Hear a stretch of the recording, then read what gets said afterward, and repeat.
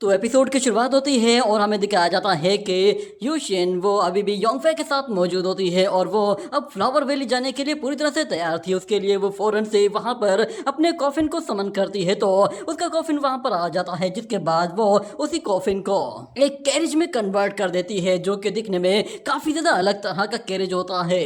मगर इस कैरेज को खींचने वाला कोई भी घोड़ा या फिर कोई दूसरा जानवर मौजूद नहीं था। और यूशिन यहाँ पर योंगफे से कहती है कि तुम्हारा बहुत बहुत शुक्रिया कि तुमने मुझे यूशिन के बारे में इतना कुछ बताया है। तो योंगफे कहता है कि क्या मैं तुम्हें अब भी यूशिन कहकर पुकार सकता हूँ? तो यूशिन हंसते हुए कहती है कि हाँ, मगर तुम्हें कोई कंफ्यूजन ना हो जाए। ये सुनकर योंगफे भी थोड़ा सा परेशान होता है कि वो आखिर इस लड़की को क्या नाम दे, मगर यूशिन उससे कहती है कि अच्छा, अब हमारे जाने का वक्त हो चुका है। उम्मीद करती हूँ कि तुम भी वेस्ट में जाओगे और वहाँ पर अपने क्लूज को अच्छी तरह से तलाश करोगे। और इतने में चेंशी वो उससे कहती है कि ब्रदर, उम्मीद करती हूँ कि आप अपना बहुत ही अच्छे से ख्याल भी रखेंगे और अपने आप को कुछ भी होने मत देना। तो यहाँ पर डोंग डोंग कहता है कि किसकी इतनी हिम्मत जो मेरे इस दोस्त को तंग कर सके, मेरे होते हुए इसे कोई छू भी नहीं पाएगा। अगर किसी ने इसे तंग किया तो मेरे बेबी फिस्ट हैंड से वो पल भर में ही धूल चाटेगा। और यहाँ पर योंगफे युआन लोंग से कहता है कि चलो आगे बढ़ो, अब तुम्हारी बारी है। ये लोग पहली मर्तबा कहीं जा रहे हैं और इन लोगों को एक्सपीरियंस तो बिल्कुल भी नहीं। तुम्हारे पास अच्छा खासा एक्सपीरियंस है और तुम इनकी अच्छी तरह से केयर भी कर सकते हो। वैसे भी तुम्हारे पास तो हजारों सालों का एक्सपीरियंस है, तुम इन लोगों को अच्छी तरह से गाइड कर सकते हो।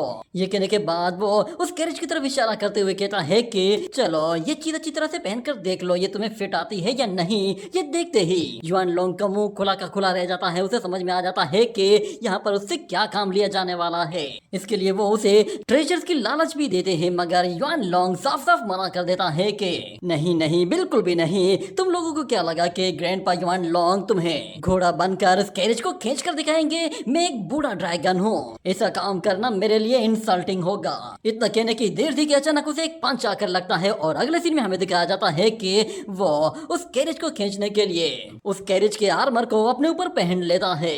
और यहाँ पर डोंग डोंग कहता है, देखा तुम लोगों ने, मैं दिल का कितना अच्छा हूँ, मैंने इसे 2 मिनट में राजी कर दिया।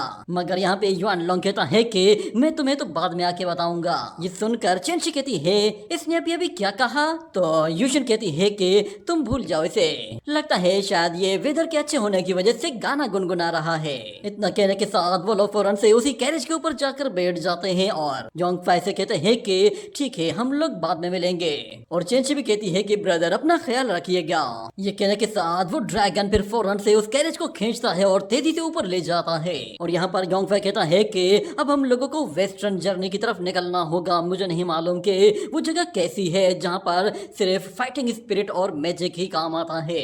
अगले सीन में हमें यहाँ पर उन दोनों डीन्स को दिखाया जाता है। वो दोनों ही वहाँ पर बैठकर योंगफे के जाने का इंतजार कर रहे थे, जिसके बाद डीन यानमिंग कहता है कि लगता है वो लोग चले गए हैं। तो डीन जेंग कहता है कि उम्मीद करता हूँ कि उस लड़के की आगे की जर्नी बिल्कुल सेफ हो। ये कहने की ही देर थी कि वहाँ पर डोंगफिंग आ जाती है और वो आते साथ ही उन डीन्स को बताती है कि हमारे मेडिसिनल स्टोर को किसी ने लूट लिया है। ये सुनते ही डीन जेंग समझ जाता है कि ये काम किसी और का नहीं बल्कि उस लफंगे ड्रैगन का है।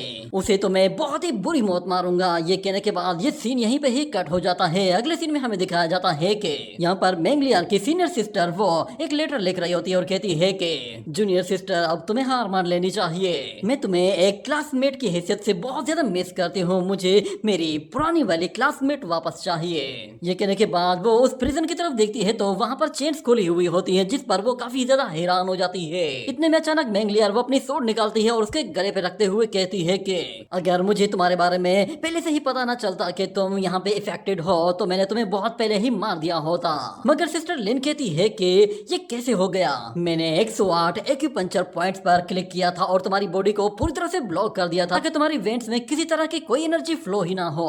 मगर तुम तो बिल्कुल फ्री हो चुकी हो। ऐसा लग रहा है कि जैसे तुम्हारी बॉडी में मौजूद जो सील थी वो पूरी तरह से हट गई है। तो मेंगलियार कहती है कि मैंने सिर्फ अपनी पावर का कुछ हिस्सा ही सील किया था। मैं जानती थी तुम लोग मेरे साथ ये सब कुछ करोगे, इसीलिए मैंने अपनी पावर्स को छुपा के रखा था ताकि मैं अपने आप को अनसील करने के लिए उस पावर को यूज कर सकूं। और जिस पावर को तुम लोगों ने पहले से ही सील कर दिया था उस पावर को तुम लोग दोबारा से सील करके भी क्या कर लोगे?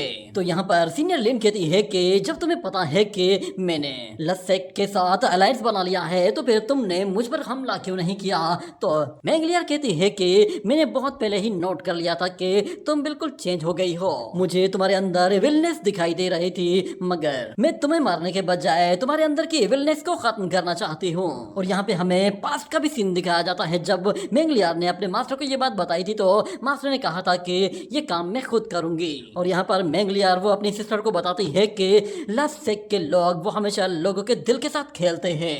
मैं चाहती थी कि तुम जानबूझकर उनके जाल में फंसो ताकि तुम लोगों को उनकी सच्चाई के बारे में पता चले, और जब मुझे सक्सेस मिल जाएगी तो उस दिन तुम्हें पता चल जाएगा कि वे ऑफ रूथलेस किसे कहते हैं। ये कहते हुए वो अपनी स्वॉर्ड को बिल्कुल सीधा कर लेती है, जिस पर सीनियर लिन कहती है कि मान गए, तुम्हारा वे ऑफ रूथलेस वो मुझसे ज्यादा बेहतर है। मैंने इस तरह का वे ऑफ रूथलेस कहीं नहीं देखा, तुमने काफी कुछ सोच समझ कर किया है।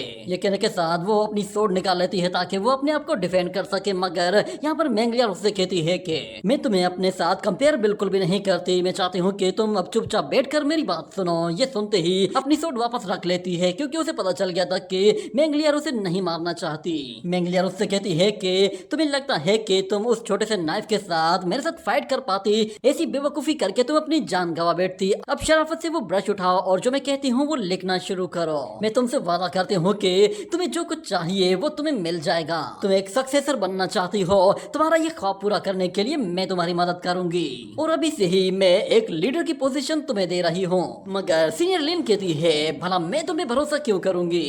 तो मेंगलियार कहती है तुम्हें भरोसा करना पड़ेगा, क्योंकि ये बात मैं कह रही हूँ और मैं जानती हूँ कि तुम बहुत ही ज्यादा स्मार्ट हो और मुझे काफी अच्छी तरह से जानती हो, और तुम्हें सौदेबाजी भी करने अच्छी तरह से आती है। और तुम ये बात भी जानती हो कि मैं टेंटाई लेवल तक रुकने वाली नहीं हूँ, मैं उससे बढ़कर आगे जाना चाहती हूँ। तुम्हें क्या लगता है कि मैं बस सिर्फ और सिर्फ कुछ प्लेसेस को हासिल करना चाहती हूँ? मेरा दिल बहुत बड़ा है और जितनी मेरी बड़ी सोच है मैं उतनी ही बड़ी अचीवमेंट हासिल करना चाहती हूँ, और मुझे इतनी ज्यादा प्लेसेस के लिए अपनी सीनियर सिस्टर की जरूरत पड़ेगी। मैं तुमसे वादा करती हूँ जब मैं टेंटाई से भी आगे बढ़ जाऊंगी तो उसके बाद मैं तुम्हें वो बेनिफिट्स दूंगी जो तुम सोच भी नहीं सकती। ये कहने के साथ ये सीन यहीं पे ही कट हो जाता है। अगले सीन में हमें नानगोंग और गोंगियन को दिखाया जाता है। वो दोनों ही एक जगह बैठे हुए वाइन पी रहे होते हैं। इतने में अचानक वहाँ पर एक डिसाइपल आती है और वो आते साथ ही बताती है कि मास्टर, उस लड़की मेंगलियार ने हमारे लिए जाल बिछाया हुआ था। उसने बाहर निकलने से पहले ही डोंगचू किंगडम को ये बात बता दी थी कि वो कहाँ जा रही है और उसके साथ क्या होने वाला है। इसीलिए अब प्रिंसेस चू यू वो अपनी स्ट्रॉन्ग आर्मी लेकर हमारे हिस्से की तरफ आगे बढ़ रही है। इतने में वहाँ पर एक और डिसाइपल भागते हुए आता है और वो आते साथ ही बताता है कि मेरी आर्मी को बहुत ज्यादा नुकसान हुआ है। मैंने डोंगचू किंगडम में जितनी बड़ी रेपुटेशन बनाई थी वो सारी की सारी मिट्टी में मिल गई है, और अब वो आर्मी हमारी तरफ आ रही है और हम लोगों को टेंटाई पाई की तरफ से भी एक लेटर मिला है। ये सुनने के बाद यहाँ पर गोंगियन कहता है कि अच्छा, तो मेंगलियार वो उन लोगों के साथ मिलकर एक जाल बिछा रही थी। सिस्टर लिन, मुझे तुमसे ये उम्मीद नहीं थी कि तुम ऐसा कुछ करोगे।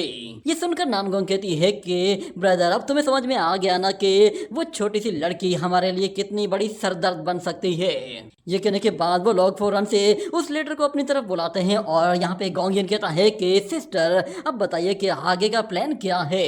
तो सिस्टर नानगोंग कहती है कि पहले हम लोग इन लोगों से बात करते हैं, हो सकता है कि शायद वो लोग हमारी बात मान जाएं और हमारे गेस्ट बनने के बजाय वहां से वापस चले जाएं। ये कहने के बाद वो उस लेटर को पढ़ना शुरू करती है। उसमें लिखा हुआ होता है कि हमारे इविल वेज के दोस्तों, फेंगडू माउंटेन की डिस्ट्रक्शन के बाद अब इविलनेस और राइटियसनेस के बीच में दोबारा से जंग छिड़ गई है और बहुत सारे सेक्ट्स वो ओपनली एक दूसरे के साथ फाइट कर रहे हैं और काफी ज्यादा खून खराबा हो रहा है। उन लोगों की फाइट देखकर ऐसा लग रहा है कि जैसे ये लड़ाई बहुत ही लंबी चलने वाली है और इन लोगों की फाइट में कौन जीतेगा कौन हारेगा कुछ भी पता नहीं चल रहा।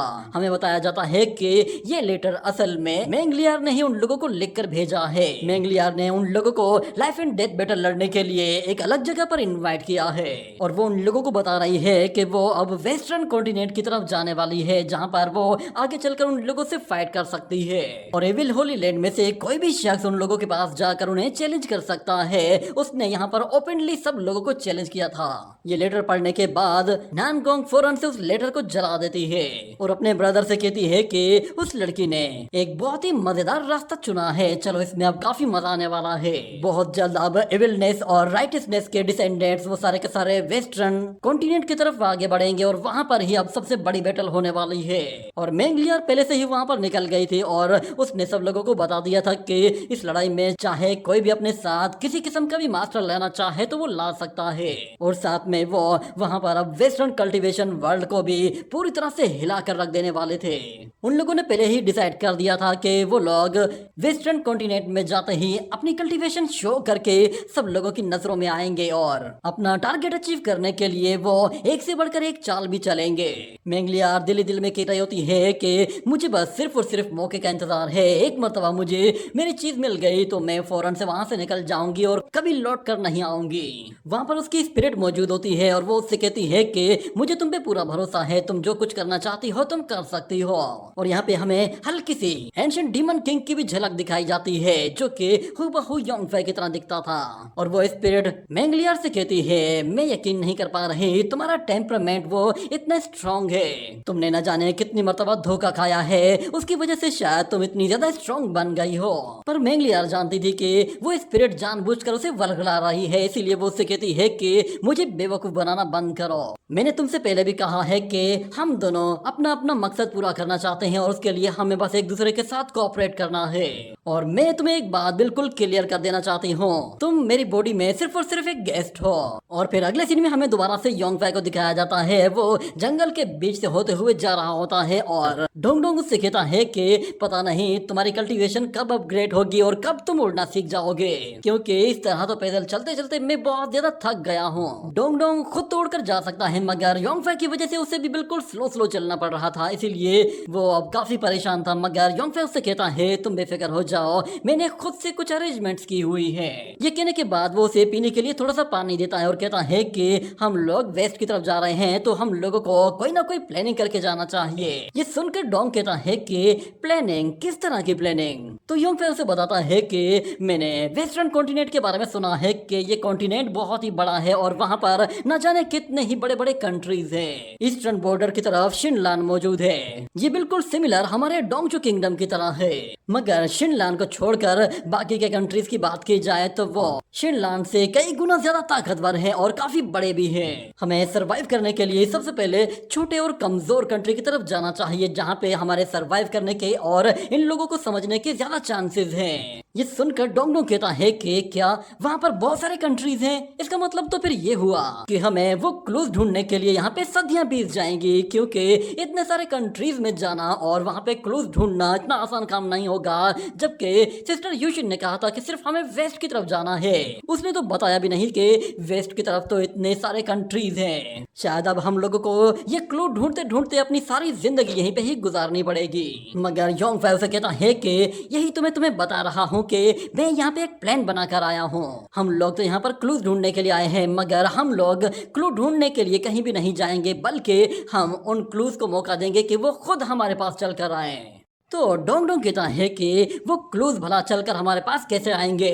तो योंगफei कहता है कि तुम नेचर के बारे में नहीं जानते, चाहे वेस्ट हो या ईस्ट, नेचर हर जगह एक जैसा ही होता है। तो फिर डोंग डोंग कहता है क्या हमें वहाँ पे खाने पीने को भी मिलेगा? तो योंगफei कहता है हमारे पास वहाँ के पैसे नहीं है और ऊपर से हमारी कोई रेपुटेशन भी नहीं है। ये कहने की देर थी कि अचानक से उन लोगों को कुछ हलचल दिखाई देती है, जिस पर वो लोग छुपकर देखते हैं कि वहाँ पर बहुत सारे मॉन्स्टर्स हैं जो कि भागते हुए किसी डायरेक्शन की तरफ जा रहे हैं। ये देखकर वो लोग भी थोड़ी देर के लिए कंफ्यूज हो जाते हैं कि यहाँ पे चल क्या रहा है, ये इतने सारे मॉन्स्टर्स क्यों भाग रहे हैं। मगर योंगफei को यहाँ पर भी एक अपॉर्चुनिटी नजर आ जाती है और वो फौरन से अपनी डीमन हैंड टेक्निक को यूज करते हुए बहुत सारे मॉन्स्टर्स को वहीं मारकर खत्म कर देता है। यहाँ पे मैं आपको बता दूं कि ये demon technique demon God hand technique नहीं है, बल्कि ये योंगफei की अपनी ही डिमोनिक हैंड टेक्निक है जिसे वो जब चाहे यूज कर सकता है।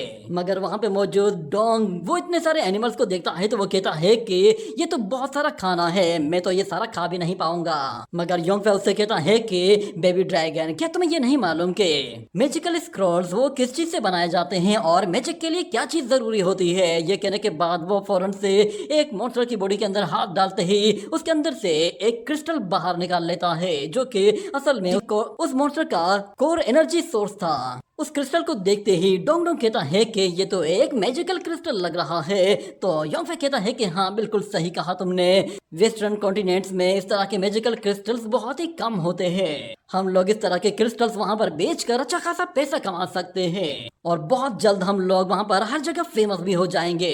ये सुनकर डोंगडोंग कहता है कि दोस्त, तुमने ये बात मुझे पहले क्यों नहीं बताई? अगर तुमने मुझे पहले ही बता दिया होता तो मैं तुम्हारे लिए बहुत ही अच्छा बंदोबस्त कर देता।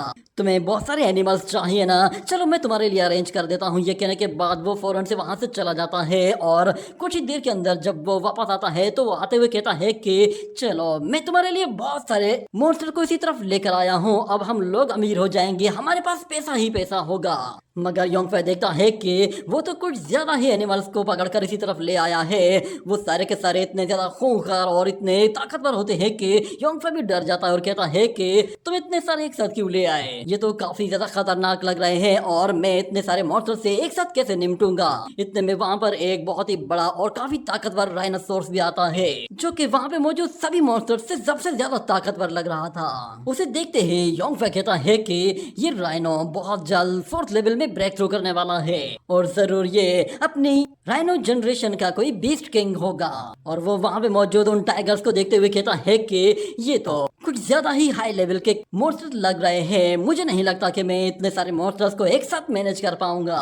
मगर यहाँ पर डोंगडोंग कहता है कि मैं जानता हूँ तुम इन्हें एक साथ हैंडल कर सकते हो और तुम इन पर बहुत ज्यादा खुश भी हो और तुम मेरी तारीफ करना चाहते होगे। तो योंगफे कहता है कि मैं तुम्हारी तारीफ तो करना चाहता हूँ कि तुम हाई लेवल के मॉन्स्टर्स लेकर आए हो, पर अब मुझे ये भी तो बताओ कि इनसे निपटना कैसे है। ये कहने की देर थी कि अचानक से वहां पर गोल्डन एनर्जी फैल जाती है। वो गोल्डन एनर्जी जब भी उन मॉन्स्टर से टकराती है तो वो मॉन्स्टर्स पूरी तरह से शांत हो जाते हैं और वहीं पर ही गहरी नींद में सो जाते हैं। इसी तरह वो गोल्डन एनर्जी सब लोगों को पूरी तरह से बेहोश कर देती है और हमें दिखाया जाता है कि वो एनर्जी असल में डोंगडोंग की बॉडी से निकल रही थी। ये देखकर योंगफे भी हैरान हो गया था। मगर वो ड्रैगन कहता है कि मैंने बस अपनी थोड़ी सी ही ब्रीथ शो की है और लगता है कि अब मैं थोड़ा सा वीक पड़ गया हूँ, मगर इन लोगों के लिए ये ब्रीथ ही काफी होगी। योंगफे चेक करता है कि वहाँ पे मौजूद जितने भी मॉन्स्टर थे वो सारे के सारे गहरी नींद में सो गए हैं। और अगले सीन में हमें दिखाया जाता है कि एक सिटी के अंदर बहुत सारे लोग मौजूद हैं और वो सब लोग एक स्ट्रीट के अंदर कुछ ना कुछ बेच रहे हैं और वहाँ पे सब लोग नॉर्मली अपनी लाइफ गुजार रहे हैं। कुछ लोग वहाँ पे मॉस्किटो किलर्स के लिए कोई दवाई बेच रहे होते हैं तो कोई और सामान बेचने के लिए अपना ठेला लगाए हुए होता है और बहुत सारे लोग और भी होते हैं जो कि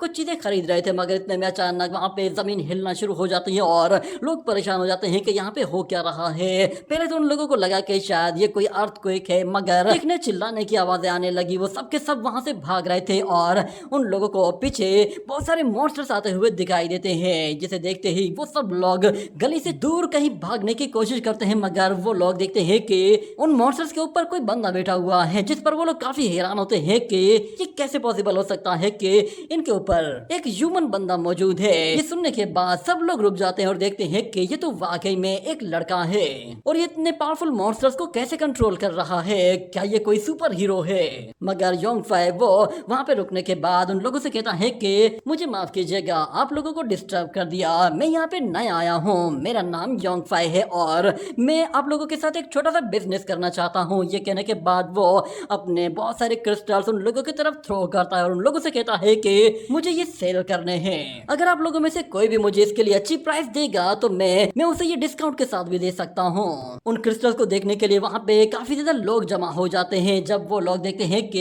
ये क्रिस्टल्स बहुत ही ज्यादा प्योर हैं और इनकी कीमत भी बहुत ही ज्यादा है तो वो योंगफे के लिए एक से बढ़कर एक बोली लगाना शुरू कर देते हैं और लोग अपने पैसे फौरन से उसकी तरफ फेंकना शुरू कर देते हैं, जिसकी वजह से वहाँ पे काफी ज्यादा पैसे जमा हो जाते हैं। वहाँ पे हमें एक और वॉरियर को भी दिखाया जाता है जो कि घोड़े के ऊपर बैठकर वहाँ पे लोगों को देख रहा था कि आखिर ये इतनी भीड़ किस चीज की है। और यहाँ पर योंगफे वो उन लोगों के साथ डील कर लेता है तो वो उन लोगों से कहता है कि आप लोगों के साथ ये डील करके बहुत ही मजा आया, बस मेरा नाम याद रखना कि मैं कौन हूँ। वो दोबारा से उन लोगों को अपना नाम बताता है और उन लोगों से कहता है कि अगर आप लोग नेक्स्ट टाइम भी मुझसे ये चीजें खरीदोगे तो मैं आप लोगों को 20% डिस्काउंट दूंगा। ये कहने की देर थी कि अचानक वो घोड़े पे मौजूद वॉरियर योंगफे से कहता है कि मैंने सही पहचाना था, मेरे अलावा अगर कोई शख्स जहाँ भी जाए और इतने ज्यादा लोगों को इकट्ठा करे तो वो कोई और नहीं हो सकता बल्कि वो मेरा जिगरी यार हो सकता है।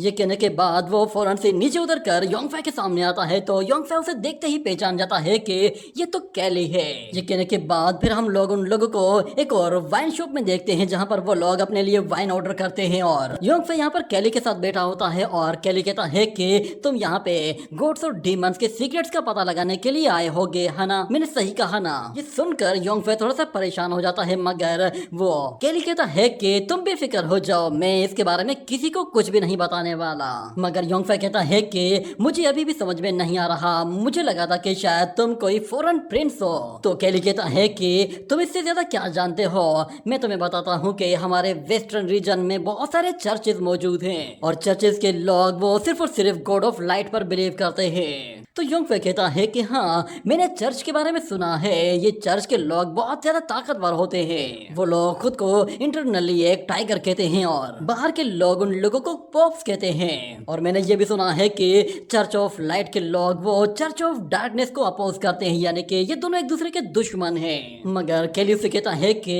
ये हजारों साल पुरानी क्लासिक स्टोरीज हैं, मगर आज की बात करूं तो जितने भी डार्क चर्चेस थे वो बहुत पहले ही सील कर दिए गए थे। हमारे चर्च ऑफ लाइट के बहुत सारे ऐसे होली ऑब्जेक्ट्स हैं जिनके जरिए हम लोगों ने उन्हें बहुत पहले ही निपटा दिया था। यहाँ पर डोंग डोंग वो वाइन पीना चाहता था, मगर योंगफे पहले से ही उठाकर पी जाता है। मगर दूसरी तरफ योंगफे वो केली से कहता है कि अब तुम लोग ये मत कहना कि तुम्हारे वो सीक्रेट तुम लोगों ने कहीं और से लिए हैं, और भला उन डार्क चर्चेस को सील क्यों किया गया है, वो लोगों ने खत्म भी तो कर सकते थे। मुझे लगता है कि चर्चेस ऑफ लाइट के पास कोई ऐसा सीक्रेट है जो कि वो लोगों से छुपा रहे हैं। ये सुनकर केली कहता है कि हाँ बिल्कुल ऐसा ही है, वैसे भी कोई भी चीज इम्पॉसिबल नहीं होती। मैंने एक ऐसे लेजेंडरी एल्विन क्लान ट्राइब के बारे में सुना है जो कि गॉड्स के साथ कम्युनिकेट कर सकते हैं। ये सुनकर योंगफे कहता है शायद मुझे उनके जरिए कोई क्लू मिल जाए। तो केली कहता है कि अगर तुम्हें वहां पर जाना है तो प्लीज वहां पर अपना बिहेवियर बिल्कुल सॉफ्ट रखना, क्योंकि उन एल्विन ट्राइब के अंदर बहुत सारे ऐसे लोग हैं जो कि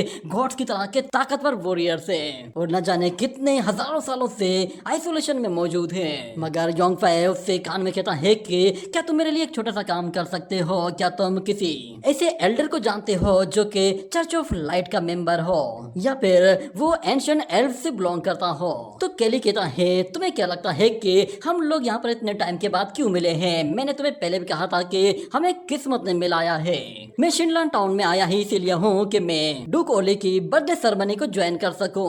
इसके बारे में कहा जाता है कि डुक ओली वो शिनलान में सबसे स्ट्रॉन्गेस्ट पर्सन है और डुक ओली ने अपनी बर्थडे सेरेमनी में न जाने कितने ही पावरफुल चर्चेस के लोगों को बुलाया है और इनमें से दो ऐसे एल्फ्स हैं जो कि बाहर की तरफ ट्रैवल करने वाले हैं, यानी कि वो लोग अभी शिनलान में मौजूद नहीं होंगे। ये कहने के बाद यहाँ पर डोंग जैसे ही वो वाइन पीता है तो वो वाइन फौरन से उस पर असर कर जाती है और वो केली से कहता है कि उम्मीद करता हूँ चर्च ऑफ लाइट के गॉड्स तुम्हारा साथ दें। ये कहने के साथ ही ये एपिसोड यहीं पे ही एंड हो जाता है।